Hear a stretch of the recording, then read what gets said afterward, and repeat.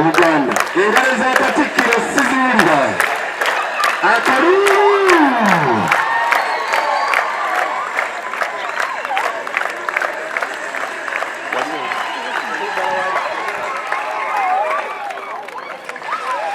Azze ne Maama Margaret Mayiga tusanyuse nnyo okumulaba.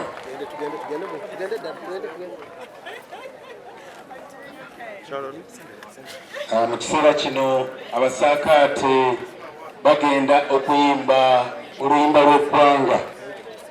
Nnyo beebalire ddala ab'akalulu eyo engalo ezisingako awo eza Maama Nabagereka.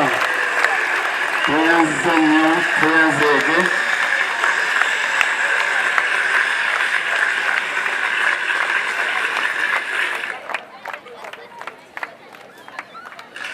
Kino tutuule. Akkiriza mu kiseera kino tugira tutuula. Abasaakaate akasana kababukyeko mubeere healthy. Vitamin D si weewaawo.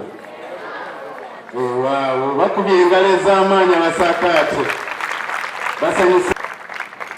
Sam's Crisps that has fed us well and has been with us, that has stood with the 2023 here. Thank you so much. St. Cyprian High School, thank you so much. Kabozi, Muberako, you be there listening in the morning. You give updates about the Buganda Kingdom and what is with Maama Nabagereka. Of the Ekisaakaate, thank you so much. Just give them a round of applause. I am a princess. Tweyanziza nnyo Jukko agambye nti Joshua abadde muyizi mulungi mu bintu byonna. Nga kulira essaza ery'Obusujju ku St. Kalemba SS Villa Maria Bala.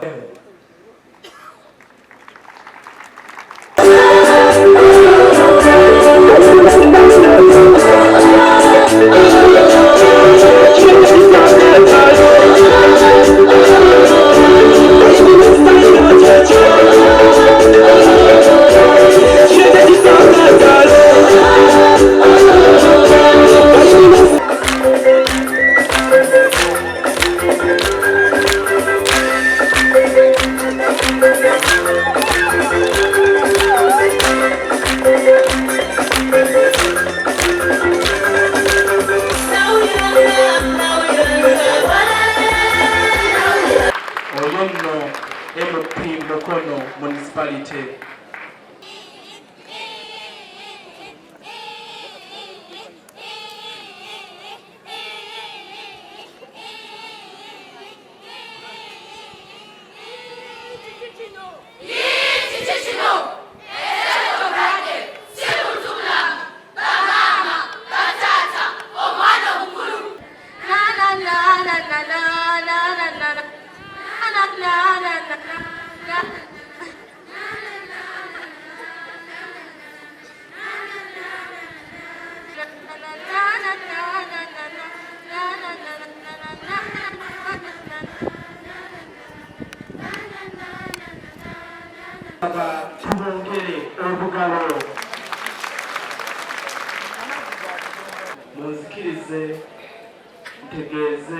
The sense of shame that is in so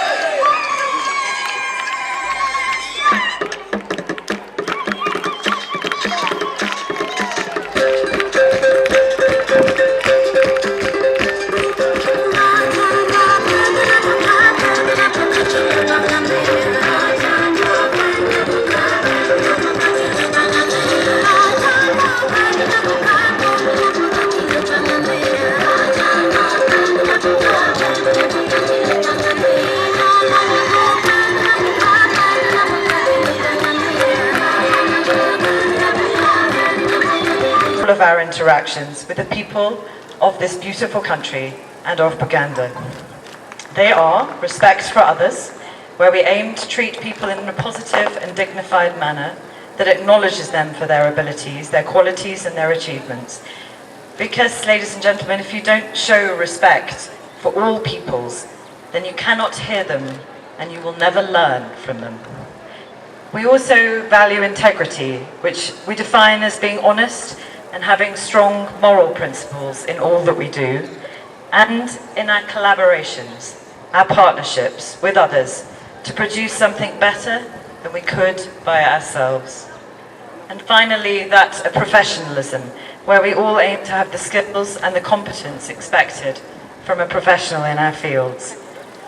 And I really believe that these cultural values that you are imparting on all these young people today are a tremendous contribution to who they will become in the future, upholding our heritage through positive traditions such as this and a deep understanding of our cultures is important in creating self-identity. Abantu banywa liters 15.09 per year. Abantu batamivu kino sikirabangako. And the young people in 2011 up to 2012 when the study was done in secondary schools in Kampala and Kulu, it was found that 70% had ever used alcohol alone or substances, and 39% had used alcohol regularly. Bwakiriza okutuwa omukisa guno tuteeketeeke ekisaakaate n'ekigendererwa eky'okubangula abaana ba Buganda wamu ne Uganda. Omukisa ogwatuweebwa twagusanyukira era ne tutandikirawo kaweefube w'enteekateeka zonna. Nkakasa nti buli kimu kitambudde bulungi. Nyongera okwebaza abo bonna betukoze nabo omulimu guno, omuli abakozi okuva mu woofiisi ya Maama Nabagereka abatulungamizza wamu n'okutulaga kiki kye tulina okukola wano ku mbuga y'Ekisaakaate wekyategekebwa. Neebaza baddayirekita bannange mu Muzza High School nga n'abamu bampadde ensimbi okuyambako mu nteekateeka eno, abandi batuwadde amagezi wamu n'okuwabula. Mwebale nnyo, mwebalire ddala. Nyongera okwebaza mu ngeri ey'enjawulo ssentebe w'enteekateeka eno Ebigambo ngenda kubeera mbufunza naye Maama Nabagereka njala kutegeeza ekigambo kino tuludde nga tukitunuulira. Weebale nnyo okukola nteekateeka ya miti gino emito basika baffe abaleero. Naye abaana baffe bano bamala okubangulibwa obulungi basigibwamu empisa gye badde eno. Abantu abakulu ate abamu basomera nnyo balina amabaluwa manene naye waliwo eddala libaabuuka balina ziddiguli naye neeyisa yaabwe yeetaaga nawo kutwala ku Ekisaakaate. Twagala kusaba omutenderera gw'amagombolola essaza ly'Ekyaggwe lyeyamye tuteeketeekeyo ku Ekisaakaate, enteekateeka eyo eyingizibwe ku Namutayiika, tuteeketeeke abantu abakulu kubanga abaana abanana tusikira nga bamaze okuteekebwateekebwa bagenda sikira busiriiza. Bantu obalaba ku mitimbagano beboogera ku TV, boogera ku bakama baffe, olaba waliwo ekibulamu. Emyaka gye twamala nga tulina okusoomoozebwa abantu baseeseetuka nnyo. Bwe kinakkirizibwa ekyo tujja kufuna abakulembeze abayigiriza abaana baffe ebyo basaanidde okukola. Gambye nti nze ndi chairman wa NDA, National Drug Authority. I am a doctor by medical profession. Nsanyuse nnyo kulw'okufuna omukisa okujoyininga Ekisaakaate kya Nabagereka wano okusomesa abaana, naye essira nditeeka ku drug abuse oba okuteekinga ebiragala ebyonoona obwongo bw'abaana oba how do you call brain? Obwongo bw'abaana, omwenge n'ebiragalagala, okunywa enjaga tukirize ne bwe twekweka ekintu kyo weekiri. Ate statistics si nungi, ate kirabika abaana beeyongedde. Oba Katonda yayise wa era nja kwebaza ne Katonda eyayise mu Nabagereka Foundation ne balowooza ku kintu kino kya drug abuse era ne bayita national drug jetubeko kyetwogera ebintu ngenda kubyogerera wali kubanga na preparinze my talk era mujja kubiwulira naye bannange Katonda aweereze Nabagereka omukisa ate kino ekintu mukitwale ne Masaka mukitwale ne Mbarara bannange ne mubachole mukitwaleyo kubanga kino ekintu ekisaakaate kijja kuyamba abaana baffe teri muzadde yenna agakuzaala omwana agenda kufuuka mukadde ku myaka 18 lwa kunywa omwenge ogutabenga mu nsi muno waliwo akantu kenjagala mbulira abantu mbale nsoma statisi wali ne bagamba nti mu Africa muno abantu abanywa omwenge bano abatamivu bemuwulira banywa 15.09 liters of alcohol per year on average. Kati omwana bw'otandika kunywa omwenge olina emyaka 15 bw'ogenda kutuuka emyaka 5 mwena jange gy'enina wano ojja kuba ofuuse mukadde nnyo nga tasobola na kulowooza n'abaana tasobola kuba na fiizi kubanga buli kyolowooza ko omwenge mwereere n'abaana tasobola kubazaala abaana abawala mbakuutira bw'oba omanyi nti oli muwala onywa omwenge bw'ofuna olubuto ng'oli munywa wa mwenge omwana oyo tagenda kufuna na sayizi gye baagala n'obwongo bw'omwana bugenda kuba tuusimo kati omwana oyo talifuuka Dr. Nganzi talifuuka na mawulire nga gwe kubanga endowooza ye eba ya mwenge ate n'obwongo bugenda kukendera mu sayizi kati omuntu alina microcephaly gwe twogerako mu luzungu oba omuntu alina obwongo nga butono nnyo bwe buti tasobola na kulowooza bibiina emyaka 4 kutuuka ku 8 Delight Mutaawe Maria Nantabazi ne Keron Nkinzi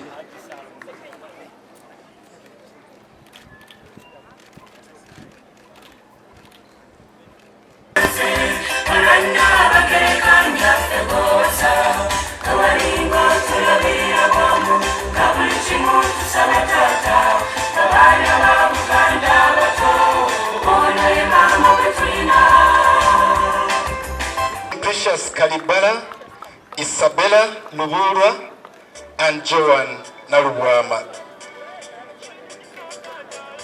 The youngest baksaakaate.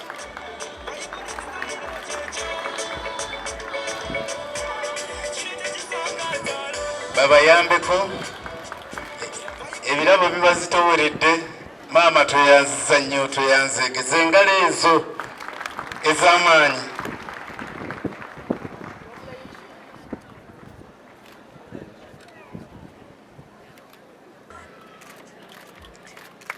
Asinze mungalo ze mu kibatu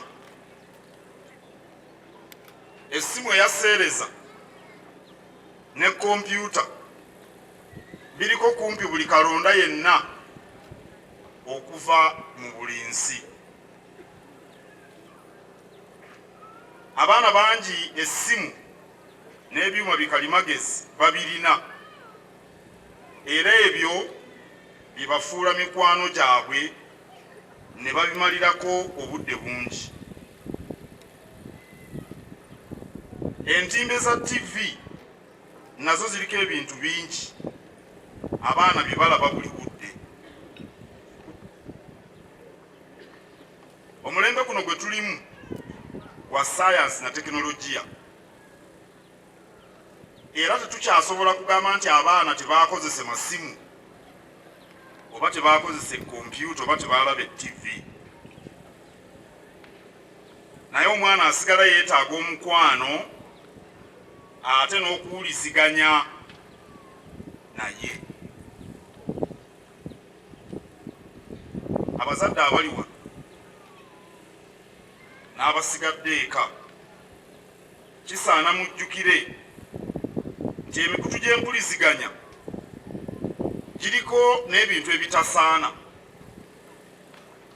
ebiyinza okuyigiriza abaana emize egisobola okuttattana obulamu bwabwe.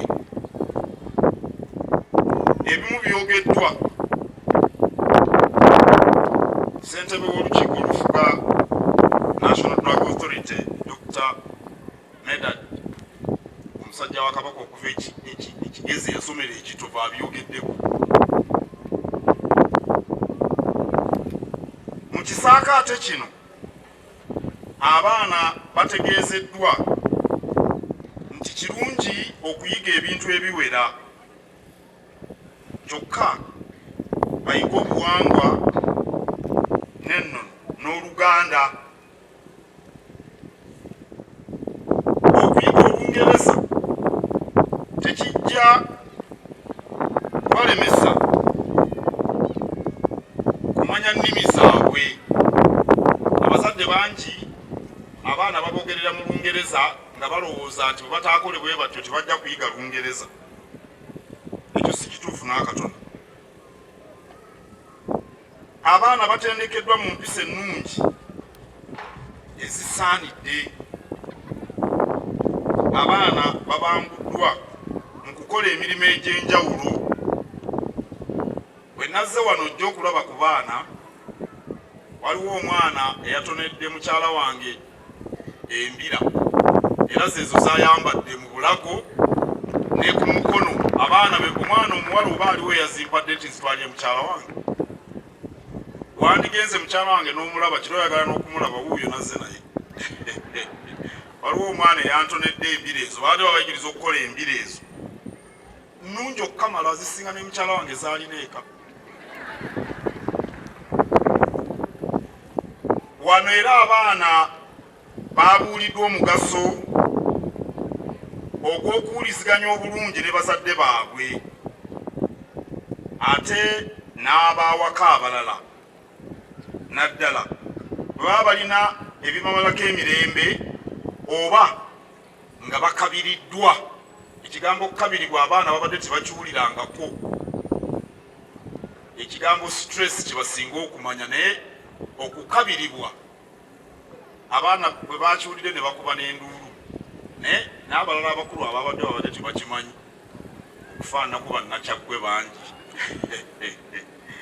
Twabagambye omwana bw'akabiribwa oba bw'afuna ebimumalako emirembe, ayogere ne bakadde be, ayogere n'emikwano gy'awaka. Njagala okukkaatiriza omugaso gw'omukwano ate n'empuliziganya wakati w'omuzadde n'omwana. Omuzadde okuwa omwana ebyetaago si kye kyokka ekiraga omukwano.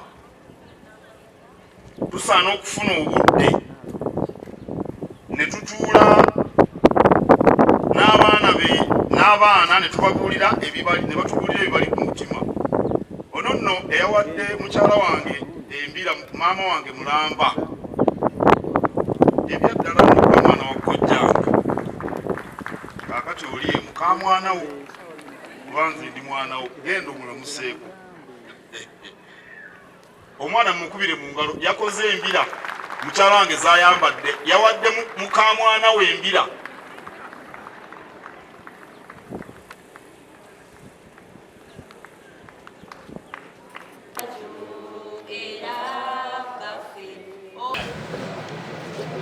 Ekisoka byonna njagala okwebaza nnyo Maama Nabagereka Nabagereka Foundation, ate n'okwebaza Ssaabasajja Kabaka wa Buganda olw'okufaayo okuvumirira eggwanga lyaffe n'okuvumirirwa abaana baffe. Abaana baba tebateesiteese, eggwanga ery'omu maaso liba n'obuzibu bw'amaanyi. Nga bwe ffenna bwe tumanyi nti eggwanga lyaffe erya Uganda abavubuka basinga obungi, abaana basinga obungi, abakadde tulimu batono naye abasinga be baana. Kakati waliwo ebbanja ddene nnyo eri gavumenti, eri ekkanisa, eri buli kinoomu ne buli famire okulaba nga tuteekateeka abaana abo mu maaso. Kyokka nga tewaliwo nteekateeka nnungamu okugyako okulaba nga Nabagereka bw'atuwadde ekyokulabirako, okulaba nga tuteekateeka abaana baffe ebiseera eby'omu maaso eggwanga lino libeere n'ebiseera ebitangaavu. Bayibuli egamba, manyiza omwana ekkubo ly'agwanidde okutambuliramu, kye ne bwankubadde ng'akaddiye talirivaamu n'akatono. Kigambo kikulu nnyo okulaba nga tuteekateeka abaana baffe. Okuviira ddala ku misingi emito nga bateekateeka abaana baffe. Obuntu bulamu, beeyisa batya mu bantu, emirimu bagikola batya. Generally, engeri omwana gy'alina okweyisa mu bulamu obwa bulijjo okuviira ddala nga muto ne bw'aba nga amaze okukula. Tuli basiimu nnyo olw'enteekateeka eno. Buno omulundi manyi gulinga gwa 15 ng'enteekateeka eno egenda maaso. Ate ffe ng'abamukono no tuli basiimu ddala okuddira enteekateeka eno ne bagireeta wansi eno ewaffe. N'abantu baffe abeeno ne bafuna ekyokulabirako nti abaana babateekateekera ddala okuva nga bakyali bato, naddala ku nsonga z'obuntu bulamu. Omuntu yenna ng'alina obuntu bulamu tasobola kulyazaamaanya munne. Eziyonoona tusaba ekisaakaate waakiri kibeerewo emirundi 2 oba 3 mu mwaka. Ekyokubiri, waliwo abantu abataafuna mukisa nga bakulu naye nga tebaafuna mukisa gubuulirirwa naddala ensonga ezibeera mu kisaakaate. Bw'oba waliwo omukisa nga basobola okututeerawo ekisaakaate eky'abantu abakulu nakyo kijja kukola, kubanga ojja kwekanga nti mu ntalo eziri mu maka ezisinga obungi awo we zisibuka. Kinaalwa member of Parliament wa Buganda Municipality Musaza Ssaabasajja Kabaka ly'enkya okulemberwa musajja wa Kabaka Ssekiboobo. Basebo ne bannyabo tuli basanyufu nnyo era twasanyuka nnyo Maama Nabagereka bwe yasalawo nti Ekisaakaate kigenda kuba Musaza Ssaabasajja Kabaka ly'enkya. Era ng'emanyi ssaza laffe ly'enkya yalina engabo ekulembedde amasaza gonna mukola obulungi emirimu gye twakamala okuwangula. Ate maama wayongera Ekisaakaate wano aba atwongeddemu amaanyi okwongera okukola ennyo. Twagala okwebaza obugunjufu.